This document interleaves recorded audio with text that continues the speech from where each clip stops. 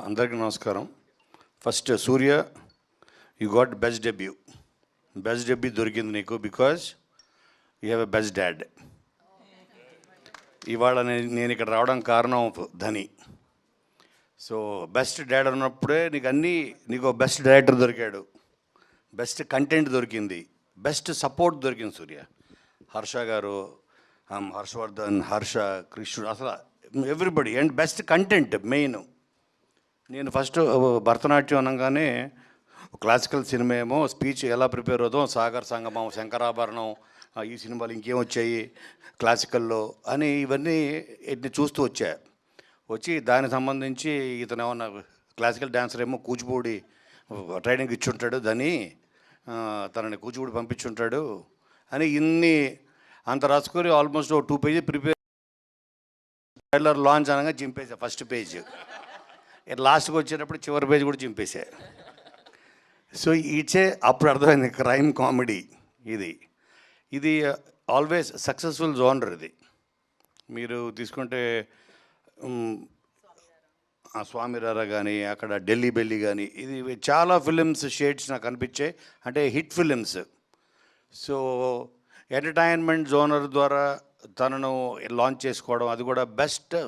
తనకి ఒక supporting caste కానీ, టెక్నీషియన్స్ కానీ, మంచి మ్యూజిక్ డైరెక్టరు, ఎక్స్పీరియన్స్డ్ డైరెక్టరు, వీళ్ళందరితో పాటు జనరల్గా సినిమా రిలీజ్ దగ్గరికి వచ్చేటప్పటికి ప్రొడ్యూసర్లు టెన్షన్గా చూస్తాం. అటువంటిది పాయల్ గారు స్మైలింగ్, ఆవిడ ఎట్లా ఉన్నారు, మరి ఆవిడకి బ్లాక్ మనీ ఎక్కడి నుంచి వస్తుంది? సో అది అడగాలి, హితేష్ గారిని అడగాలి. సో ఆవిడ వచ్చినప్పటి నుంచి ఫోటోలు తీసుకోవడంలో బిజీగా ఉన్నారు అందరితోటి. ఇదేంటి అసలు, ఇది సినిమా ఉంది 5th నాడు, దీనికి ఎట్లా రికవరీ, దీనికి అసలు ఆవిడ టెన్షనే లేదు.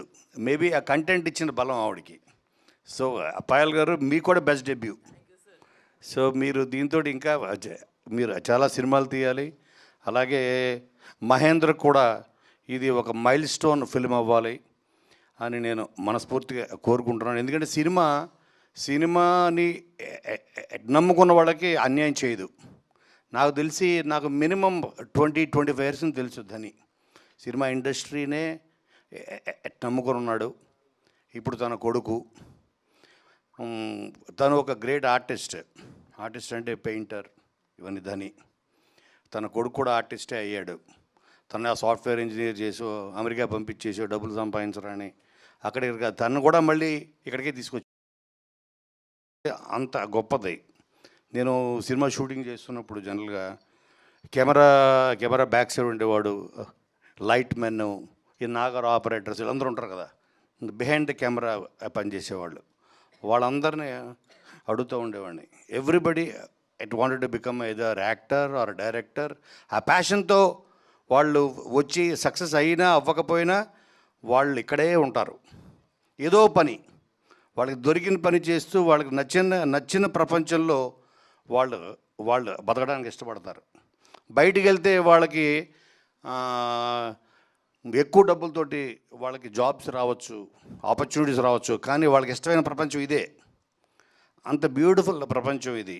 అంటే ఇది ఎంతోమందిని నవ్విస్తుంది, ఏడిపిస్తుంది.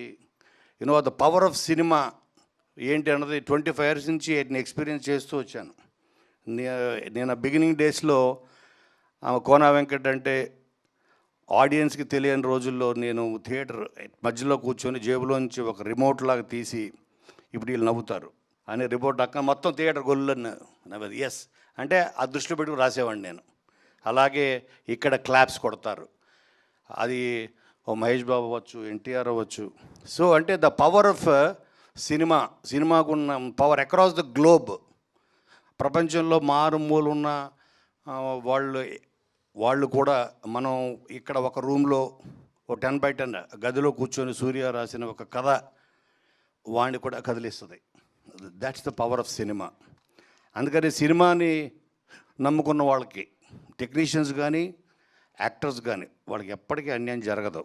అలాగే ధనికి అండ్ తన కొడుక్కి ఏంటి సినిమా ద్వారా పరిచయం అవుతున్న పాయల్ గారికి, అలాగే మీనాక్షి, తనకి, అందరికీ ఈ సినిమా మీకు డెఫినెట్గా 100% మీకు న్యాయం చేస్తుంది, చేయాలని మనస్ఫూర్తిగా కోరుకుంటున్నాను. Thank you.